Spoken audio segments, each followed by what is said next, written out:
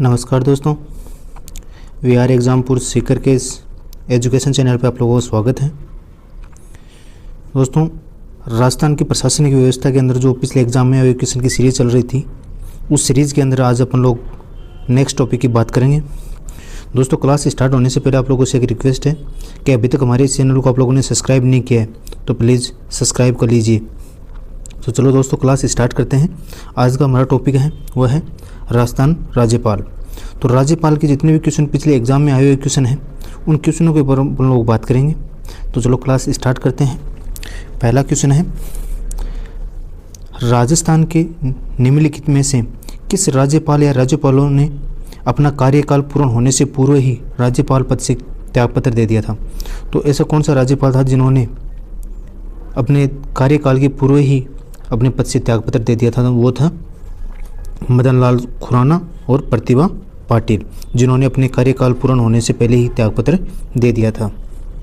अगले प्रश्न की बात करें तो अगला प्रश्न है, निम्नलिखित में से किसने राजस्थान में कार्यवाहक राज्यपाल या अतिरिक्त प्रभार वाले राज्यपाल के रूप में कार्य नहीं किया? तो वो नहीं किया था श्री सुखदेव प्रसाद ने। अगले प्रश्न की बात करें तो अगला प्रश्न है, राजस्थान के निम्नांकित में से किस राज्यपाल ने राज्यपाल पद से त्यागपत्र दिया था? तो वो दिया था मदन लाल खुराना ने। अगले प्रश्न की बात करें तो अगला प्रश्न है कि निम्नांकित में से भारत के संविधान का कौन सा आर्टिकल राज्यपाल को जानकारी के संबंध में मुख्यमंत्री के कर्तव्यों के बारे में है? तो वह है आर्टिकल 167। अगले प्रश्न की बात करें तो अगला प्रश्न है, राजस्थान के राज्यपाल को पहचानिए जिनके कार्यकाल में ही राष्ट्रपति शासन लगाया और हटाया भी गया। तो वो राज्यपाल थे दोस्तों रघुकुल तिलक जी, जिनके कार्यकाल में राष्ट्रपति शासन लगा भी था और राष्ट्रपति शासन हटाया भी गया था। अगले प्रश्न की बात करें तो अगला प्रश्न है, निम्नलिखित में से कौन राजस्थान के राज्यपाल के द्वारा नियुक्त नहीं होता है? तो राजस्थान के राज्यपाल के द्वारा नियुक्त नहीं होता, वो होता है राजस्थान उच्च न्यायालय का जो न्यायाधीश होता है, वो राज्यपाल के द्वारा नियुक्त नहीं किया जाता है। अगले प्रश्न की बात करें तो अगला प्रश्न है, संविधान के आर्टिकल 167 के अनुसार राज्यपाल को जानकारी देना मुख्यमंत्री का कर्तव्य होता है। अगले प्रश्न की बात करें तो अगला प्रश्न है, विधानसभा में अभिभाषण एवं संदेश भेजने का राज्यपाल का संविधानतः है वह है अधिकार। तो विधानसभा में जो अभिभाषण है, वो संदेश है, उनका भेजने का जो कार्य है वो किसका होता है? राज्यपाल का जो संवैधानिक कार्य होता है। अगले प्रश्न की बात करें तो अगला प्रश्न है, 1992 में राजस्थान में आर्टिकल 356 के अंतर्गत उद्घोषणा के समय निम्नांकित में से कौन राजस्थान का राज्यपाल था? तो वो था एम चेन्ना रेड्डी। जो आर्टिकल 356 के अंतर्गत जो घोषणा के समय निम्नांकित में से जो राजस्थान का राज्यपाल था, तो वो कौन था? एम के चेन्ना रेड्डी। अगले प्रश्न की बात करें तो अगला प्रश्न है, राज्यपाल अपने सविवेक कर्तव्यों को छोड़कर अपने कर्तव्यों का निर्वहन की सहायता और सलाह करेगा। तो ये किससे करेगा? मुख्यमंत्री और मंत्रिपरिषद कार्य की सलाह और सहायता करेगा। अगले प्रश्न की बात करें तो अगला प्रश्न है, भारत के संविधान की किस अनुसूची के तहत राज्य में राज्यपाल द्वारा मंत्री को पद एवं गोपनीयता की शपथ दिलाई जाती है? तो वो दिलाई जाती है 3री अनुसूची के अनुसार। अगले प्रश्न की बात करें तो अगला प्रश्न है, राज्यपाल की शक्तियों के संदर्भ में निम्नांकित में से कौन सा सही है?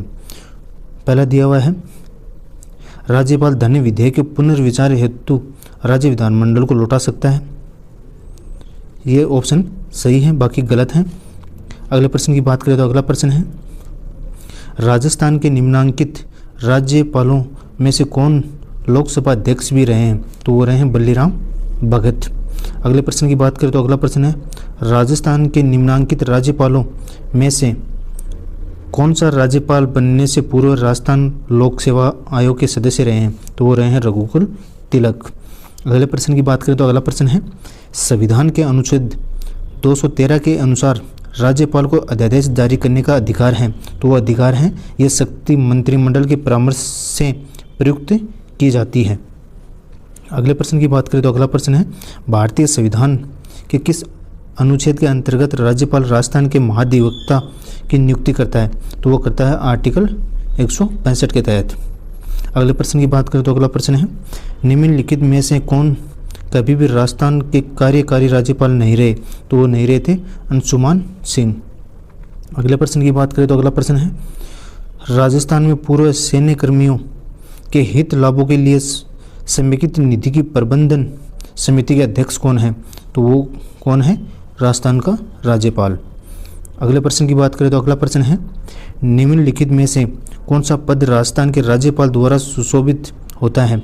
तो वो होता है अध्यक्ष अरावली प्रबंध बोर्ड, जो कि गलत है। राजस्थान राज्य के संवैधानिक प्रमुख तो होता है, राज्य विश्वविद्यालय का कुलपति होता है और अध्यक्ष रेड क्रॉस सोसाइटी राजस्थान का अध्यक्ष है वो होता है। तो इसमें गलत ऑप्शन कौन सा है? अध्यक्ष अरावली प्रबंधन बोर्ड का अध्यक्ष नहीं होता है, ये गलत है। अगले प्रश्न की बात करें तो अगला प्रश्न है, राज्यपाल पद पर नियुक्त करने के लिए उपयुक्त योग्यताएं क्या हैं? तो वो योग्यताएं हैं, वह किसी लाभ के पद पर आसीन न हो, वह राज्य विधानमंडल और संसद का सदस्य न हो। अगले प्रश्न की बात करें तो अगला प्रश्न है, निम्नलिखित में से कौन सा राज्यपाल के विशेष अभिभाषण से संबंधित है? तो वह है आर्टिकल 176। अगला प्रश्न है, संविधान के किस अनुच्छेद में राज्यपाल को विधानसभा में एंग्लो इंडियन समुदाय के सदस्यों को नियुक्त करने का अधिकार है? तो वह है आर्टिकल 333 के तहत। अगले प्रश्न की बात करें तो अगला प्रश्न है, निम्न विवरणों पर विचार कीजिए। पहला है, आर्टिकल 157 राज्यपाल के पद के लिए योग्यता निर्धारित करता है। राज्यपाल राज्य व्यवस्थापिका का सदस्य होना चाहिए। तीसरा है, नियुक्ति से पूर्व राज्यपाल को 40 वर्ष की आयु पूर्ण कर लेनी चाहिए। दोस्तों ये ऑप्शन गलत है। ऑप्शन 1 सही है कि राज्यपाल हैं उनकी जो योग्यता निर्धारित है वो आर्टिकल 157 के अंतर्गत आती है। अगले प्रश्न की बात करें तो अगला प्रश्न है, पश्चिमी क्षेत्र सांस्कृतिक केंद्र उदयपुर के सभापति कौन है? तो वह है राजस्थान के राज्यपाल। अगले प्रश्न की बात करें तो अगला प्रश्न है, एक राज्य के राज्यपाल के संदर्भ में निम्न कथनों में से कौन से सही है? पहला है, राज्य की कार्यपालिका की शक्तियां इसमें निहित होती हैं, सही है। इनकी उम्र 35 वर्ष पूर्ण होनी चाहिए, ये भी सही है। ये अपने पद पर राष्ट्रपति की मर्जी पर ही बने रहते हैं, ये भी सही है। इनकी बर्खास्ती के कारण संविधान में उल्लेखित हैं, इनकी जो बर्खास्ती के कारण है वो संविधान में उल्लेखित है, ये गलत है। अगले प्रश्न की बात करें तो अगला प्रश्न है, राजस्थान में आखिरी बार राष्ट्रपति शासन लगाया गया, वहाँ के राज्यपाल कौन थे? तो जब आखिरी बार राजस्थान में राष्ट्रपति शासन लगा था उस समय जो राज्यपाल थे वो राजस्थान के वो थे एम चेन्ना रेड्डी। एम चेन्ना रेड्डी का जो दोस्तों कार्यकाल है वो है 5 फरवरी 1992 से 30 मई 1993 के दौरान 15/12/1992 से 4/12/1993 तक राजस्थान में राष्ट्रपति शासन रहा था।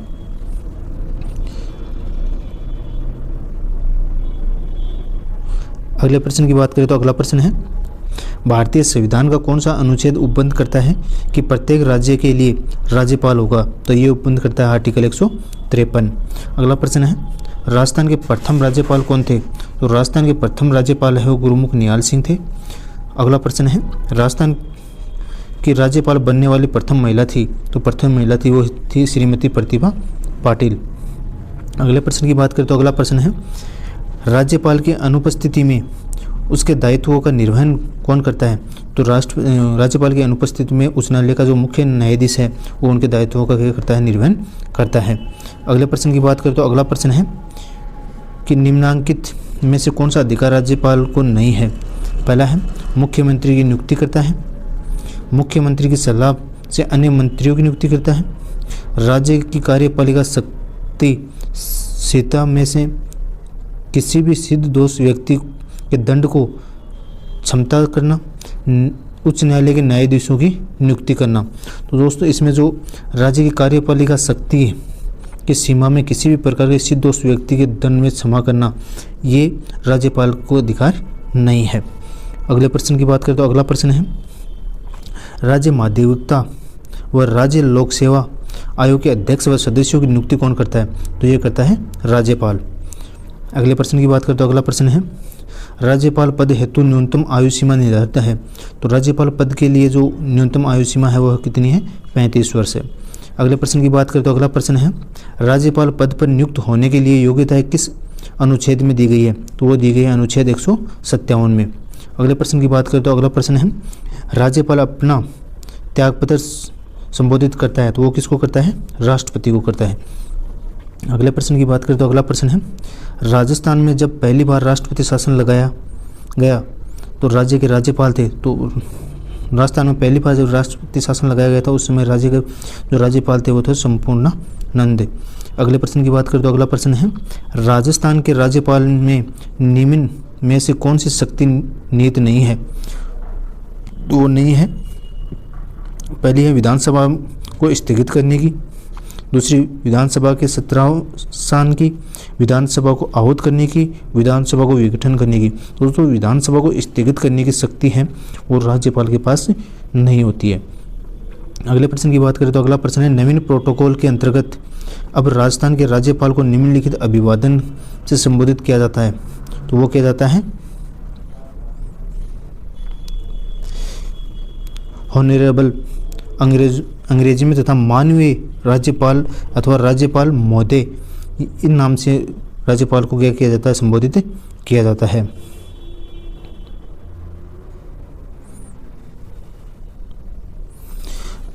अगला जो प्रश्न है वो है, राजस्थान में राज्य प्रशासन के विधित प्रमुख हैं वो हैं राज्य के राज्यपाल।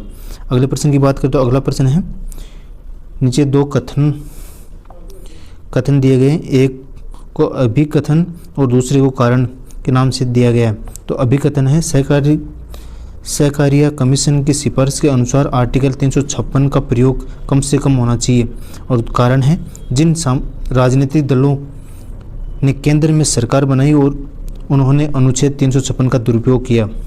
तो इसमें जो उत्तर है वो है दोस्तों, ए और आर दोनों सत्य हैं और आर है वो एक ही सही व्याख्या करता है।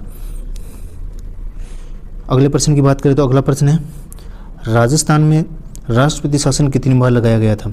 तो राजस्थान में जो राष्ट्रपति शासन है वो दोस्तों 4 बार लगाया गया था। अगले प्रश्न की बात करें तो अगला प्रश्न है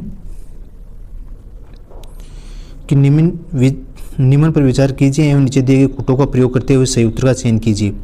पहला है, राज्यपाल अपना पद ग्रहण करने से पूर्व शपथ लेगा या प्रतिज्ञान करेगा, ये सही है। शपथ या प्रतिज्ञान का प्रारूप भारतीय संविधान की 3री अनुसूची में यह भी सही है। राज्यपाल उच्च न्यायालय के मुख्य न्यायमूर्ति या उनकी अनुपस्थिति में ज्येष्ठतम न्यायाधीश के समक्ष शपथ का प्रतिज्ञान करेगा, यह भी सही है। शपथ या प्रतिज्ञान की प्रक्रिया भारतीय संविधान के अनुच्छेद 159 में दी गई है, यह भी सही है। तो ऑप्शन चारों इसमें क्या है? सही है। अगले प्रश्न की बात करें तो अगला प्रश्न है, किस विधेयक पर संवैधानिक उपबंध के तहत राज्यपाल की सिफारिश अपेक्षित थी किंतु बिना राज्यपाल की सिफारिश उसे राजस्थान विधानसभा में पुनः स्थापित किया गया और उसने पारित करके राज्यपाल को भेज दिया। अब है जहां राज्यपाल की अनुमति देता है तो वह अधिनियम अवधि मान्य नहीं होगा। अगले प्रश्न की बात करें तो अगला प्रश्न है, राजस्थान के राज्यपाल कुलाधिपति होते हैं। राजस्थान के सभी विश्वविद्यालयों के क्या होते हैं? कुलाधिपति होते हैं। अगले प्रश्न की बात करें तो अगला प्रश्न है, संविधान के अनुच्छेद 155 के तहत राज्यपाल की नियुक्ति निम्न में से किसके द्वारा की जाती है? तो ये राज्यपाल की नियुक्ति वो की जाती है राष्ट्रपति के द्वारा। और लास्ट क्वेश्चन है दोस्तों, राज्यपाल की अध्यादेश शक्ति भारतीय संविधान के किस अनुच्छेद में बताई गई है? तो ये बताई गई है अनुच्छेद 213 के अंतर्गत। इसके साथ दोस्तों राज्यपाल के जो पिछले एग्जाम में आए हुए क्वेश्चन थे वो कंप्लीट हुए। दोस्तों अभी तक भी हमारे इस चैनल को आप लोगों ने सब्सक्राइब नहीं किया तो प्लीज़ सब्सक्राइब कर लीजिएगा। इसी के साथ दोस्तों आज की क्लास यहीं समाप्त होती है। धन्यवाद।